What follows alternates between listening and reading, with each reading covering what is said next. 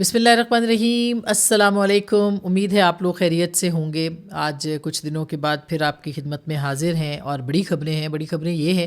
کہ 190 million pound کا جو فیصلہ سنایا جانا تھا، جو کہ کہا گیا تھا کہ آج یعنی 6 جنوری کو سنایا جائے گا، وہ اب پھر مؤخر کر دیا گیا، اور یہ یاد رہے کہ تیسری بار یہ فیصلہ جو ہے مؤخر کیا گیا ہے۔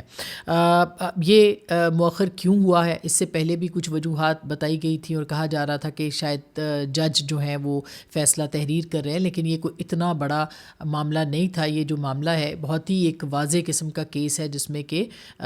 بہت بین قسم کے ثبوت بھی دیکھا جائے تو موجود ہیں، اور جو پروسیڈنگز کور کر رہے ہیں ان کا کہنا ہے کہ اس میں جو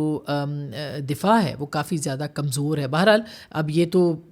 پریجڈس ہے معاملہ، اس کے اوپر ہم بات نہیں کر سکتے۔ عمران خان صاحب کو اس معاملے کے اوپر جو ہے وہ یہ معاملہ کیا فیصلہ ہوتا ہے، لیکن اس فیصلے کا تعلق بہرحال کہیں نہ کہیں جڑا ہوا ہے ان سارے معاملات کے ساتھ جس کے اوپر جو کہ مذاکرات کے حوالے سے ہیں۔ اچھا، بہت سارے لوگ یہ بات کر رہے ہیں کہ پاکستان تحریک انصاف کے جو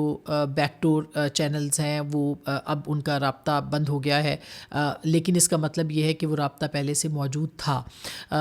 بہت سارے سینئر صحافیوں نے اس بات کی تردید بھی کی ہے کہ کوئی رابطہ ہی موجود نہیں تھا، اور انہوں نے یہ بھی اس طرح کی بات بھی ہو رہی ہے کہ مختلف مواقعوں کے اوپر جو ہے وہ رابطہ کیا گیا، جب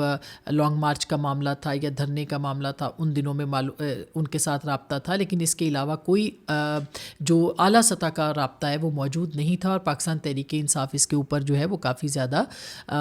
تردیدیں کر رہی ہے، اس کی بہت زیادہ تشہیر کر رہی ہے کہ ان کی ایک بیک ڈور چینل جو ہے وہ اوپن ہو چکا ہے۔ بہرحال ہماری اطلاعات یہ ہیں کہ کسی بھی لیول پہ وہ کسی بھی طرح کا تھا، وہ رابطہ ظاہر ہے کہ موجود تھا، لیکن اس بیچ میں ایک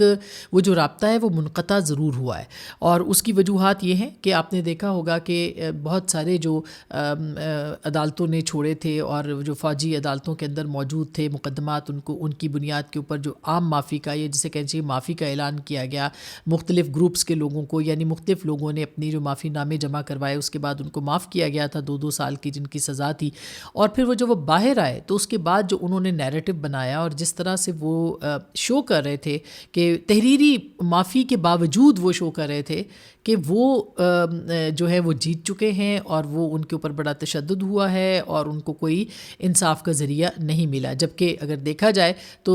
ملٹری کورٹ سے سزا کے بعد ملٹری کورٹ سے ہی ان کی رہائی جو تھی یا ان کی معافی کا منظور ہو جانا اس بات کا ثبوت تھا کہ انہوں نے معافی مانگی ہے، اور تحریری طور پر وہ معافی نامے بھی سوشل میڈیا پہ گردش کرتے رہے۔ اس کے باوجود پاکستان تحریک انصاف نے جس طرح سے بیانیہ بنایا، وہ ایک بہت بڑا سوالیہ نشان جو تھا وہ اسٹیبلشمنٹ کے لیے بن گیا۔ اور آپ کو یاد ہوگا کہ پھر اس کے بعد عظمیٰ بخاری صاحبہ جو ہیں انہوں نے ایک پریس کانفرنس کی، اور پریس کانفرنس میں کہا کہ یہ سوچنا ہوگا کہ کس طرح سے ان لوگوں کو جو ہے وہ رہا کیا جا رہا ہے، اور اس کے بعد جو نیریٹو بن رہا ہے، اس کا مطلب یہ ہے کہ کہیں نہ کہیں پہ یہ unrest P M L N کے اندر بھی تھا، اور کہیں نہ کہیں پہ جو اسٹیبلشمنٹ ہے اس کو بھی یہ کہلوانا پڑا یا کہنا پڑا کہ اب جو ہے یہ معافی اس طرح سے نہیں ملے گی۔ تو ایک بڑی وجہ جو کہ اطلاعات بھی ہیں اور ہمارا تبصرہ بھی ہے، تجزیہ بھی ہے، کہ اس معاملے کے اوپر ایک بڑی وجہ یہ بنی ہے ان مذاکرات کے حوالے سے، یا اس تعطل کے، یا جو بیک ڈور چینل کھلا تھا اس کے بند ہونے کے۔ اور دوسری بڑی وجہ میں آپ کو کچھ دیر کے بعد بتاتی ہوں، مگر اس کے ساتھ ساتھ یہ میں آپ کو بتا دوں کہ اب جو حکومتی سطح پر، اب چونکہ وہ وجہ بنی اور اس کے بعد حکومتی سطح کے اوپر بھی اب ایک تعطل کا ہے، اور پی ایم ایل این اور یعنی گورنمنٹ اور جو ان کے ساتھ پاکستان تحریک انصاف کے مذاکرات ہو رہے تھے، اب ان کے اندر بھی ایک تعطل آ چکا ہے، اور اس کی وجہ ڈیڈ لاک کی سب سے بڑی یہ نظر آتی ہے کہ پاکستان مسلم لیگ نواز کی حکومت جو تھی وہ یہ چاہ رہی تھی کہ پاکستان تحریک انصاف یا عمران خان صاحب کے جو ریٹن معاہدہ یا ریٹن جو ان کے مطالبات ہوں، جس کے اوپر کہا گیا تھا کہ وہ تحریری مطالبہ پیش کریں گے، اپنے مطالبات کو پیش کریں گے، اپنی لسٹ کو فراہم کریں گے جس کے اوپر حکومت آگے بڑھے گی، ان کا خیال تھا کہ پاکستان تحریک انصاف جو ہے اس کے اوپر ایک لکھ کے دے گی کہ عمران خان صاحب کی جو رہائی ہے وہ ممکن بنائی جائے۔ اور بلکہ بہت ساری اطلاعات تو یہ بھی آتی رہیں کہ گزشتہ جو میٹنگ تھی اس کے اندر یہ بھی کہا گیا کہ عمران خان صاحب کو جو ہے وہ بغیر کسی بھی فیصلے کے ان کو ایک ایگزیکٹو آرڈر کے ساتھ جو ہے وہ رہا کر دیا جائے اور ان کو بنی گالہ شفٹ کر دیا جائے. بہرحال اس معاملے کے اوپر جو بھی تھا پاکستان تحریک انصاف کی طرف سے تحریری طور پر مطالبات کا سامنے نہ آنا جو تھا وہ حکومت کے لیے ظاہر ہے ایک بہت بڑا ان کے لیے ایک چیلنج ہے, کیونکہ وہ یہ چاہتے ہیں کہ پاکستان تحریک انصاف جو ہے لکھ کے دے تاکہ وہ اس کو بتا سکیں کہ یہ ان کی طرف سے NRO مانگا جا رہا ہے, اور پاکستان تحریک انصاف نے ایسا کیا نہیں اور لگتا نہیں کہ مستقبل قریب میں ایسا کریں گے, کم از کم 20 جنوری تک تو نہیں کریں گے. اور 20 جنوری تک کیوں نہیں کریں گے یا اس کے بعد وہ میں آپ کو اس کے اوپر بھی بتاتی ہوں. لیکن پاکستان مسلم لیگ نواز اب دونوں طرف سے اسپیکر کے دفتر میں بھی ایک خاموشی ہے, اور اسپیکر صاحب نے بھی سے دونوں جماعتوں میں سے کسی ایک جماعت نے بھی رابطہ نہیں کیا کہ نیکسٹ جو میٹنگ ہوگی وہ کب ہوگی. تو کہا جا سکتا ہے کہ ایک ڈیڈ لاک جو ہے وہ پریویل کر رہا ہے, اور اس میں دیکھنا ہے کہ اب پیچھے کون ہٹتا ہے, کیونکہ عمران خان صاحب جو ہیں وہ جو ریٹن معاہدے ہیں, بلکہ اسد کیسر صاحب نے تو ایک گفتگو میں یہ بھی کہا ہے کہ یہ جو معاہدے ہم جو بات کر رہے ہیں اس کو یہ منٹس کے اندر موجود ہیں, یعنی جو ان کی کمیٹی کے اندر منٹس ہیں اس کے اندر موجود ہیں, لیکن تحریری طور پر کچھ بھی لکھ کے نہیں دیا جا سکتا. یعنی جو وہ کہہ چکے ہیں کمیٹیوں کے اندر, جس میں کہ بنی گالہ شفٹنگ کا معاملہ ہو یا پھر عمران خان صاحب کی رہائی ایگزیکٹو آرڈر کے ساتھ ہو, بہت سارے مقدمات میں ظاہر ہے کہ یہ ہو بھی نہیں سکتی, اور 190 ملین پاؤنڈ کا کہا جاتا ہے کہ بہت مضبوط مقدمہ ہے عمران خان صاحب کے خلاف, تو وہ بھی ممکن اس طرح سے نہیں ہوگا جو کہ ایگزیکٹو کے آرڈر کے ذریعے سے ہو جائے. لہٰذا عمران خان صاحب کی طرف سے یہ کہنا یا ان کی ٹیم کی طرف سے یہ کہنا کہ اس کو آپ منٹس کو ہی تحریری مطالبہ سمجھ لیں, میرا خیال ہے کہ حکومت اس کے اوپر جو ہے وہ آمادہ نہیں ہے اور آمادہ نہیں ہوگی, کیونکہ وہ یہ سمجھتے ہیں کہ جب تک کلیئرٹی کے ساتھ پاکستان تحریک انصاف ایک ریٹن میں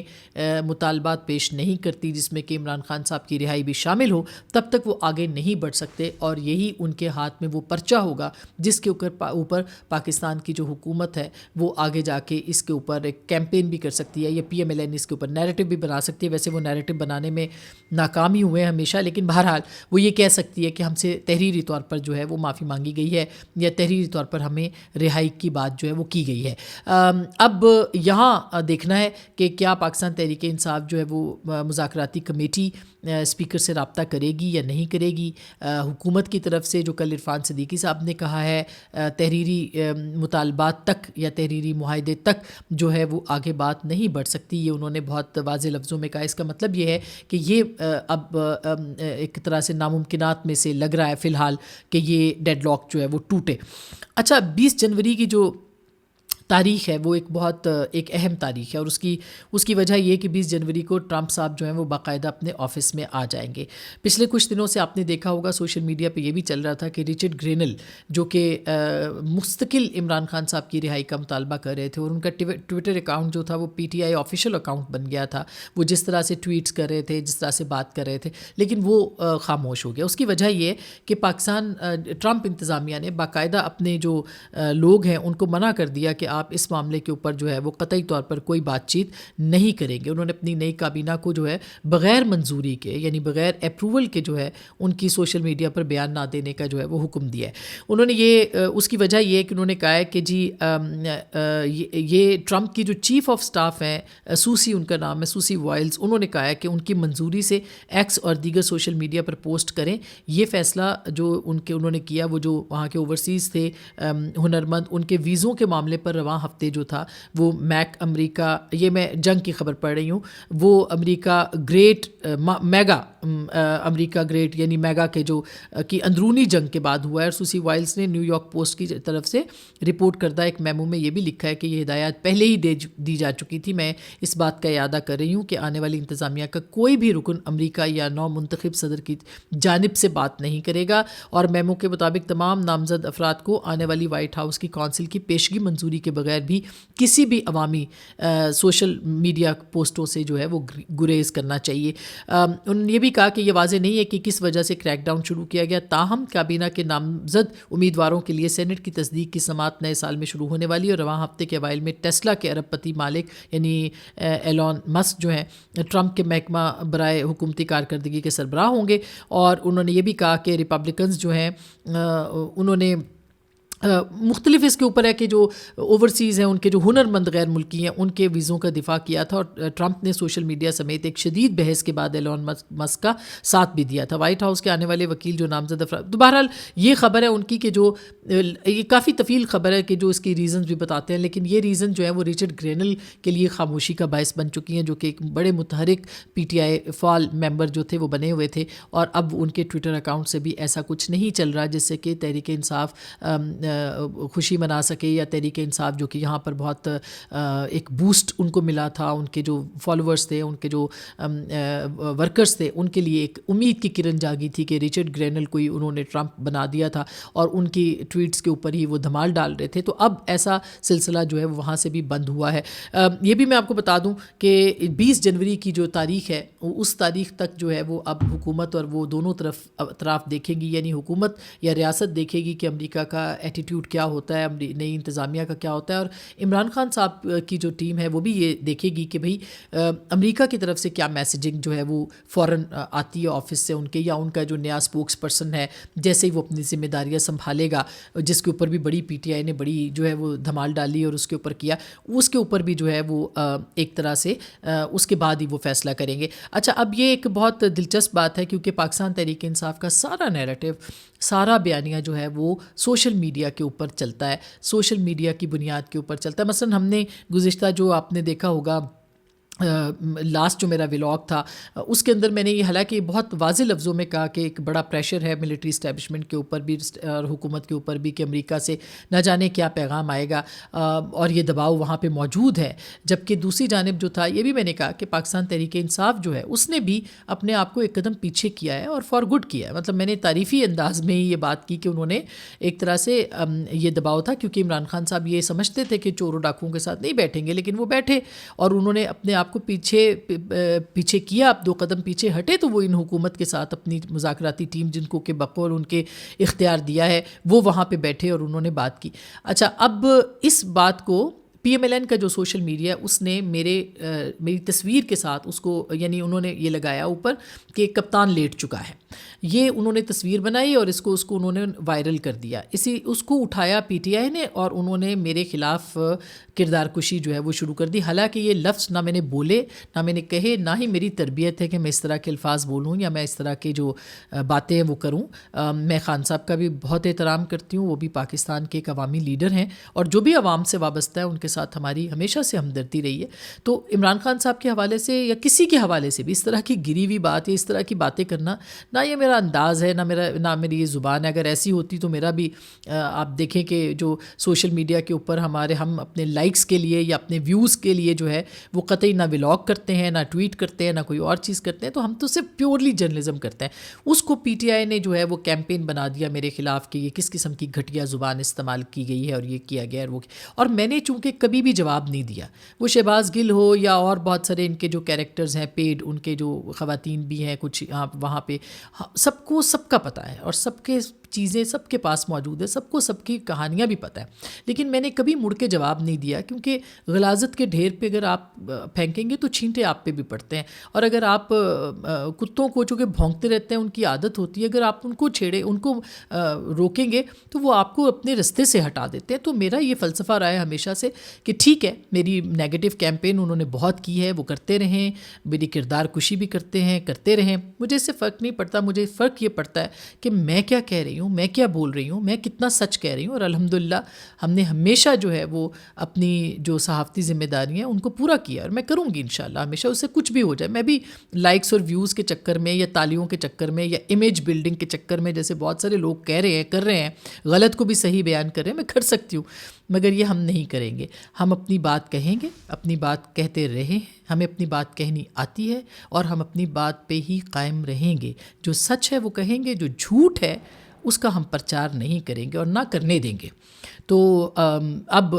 کے بعد سے انشاءاللہ ہر ایک کو اس کا جواب بھی ضرور ملے گا، لیکن اپنا ہم کام ضرور کرتے رہیں گے تاکہ ہم اپنے رستے سے نہ ہٹیں۔ تو یہ کیمپین جو ہے تحریک انصاف کی وہ چلتی رہے گی۔ ایک بہت ہی گھٹیا کیمپین انہوں نے آج مریم نواز کے خلاف بھی شروع کی ہے کہ وہ جو یو اے ای کے فرما روا یا وہ یہاں پہ آئے اور انہوں نے وہ شکار کے لیے آئے،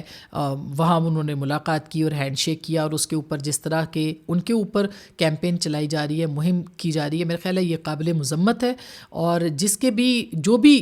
سیاست ہے، وہ بشرا بی بی ہوں یا مریم نواز ہوں یا علیمہ خان ہوں یا کوئی اور ہو،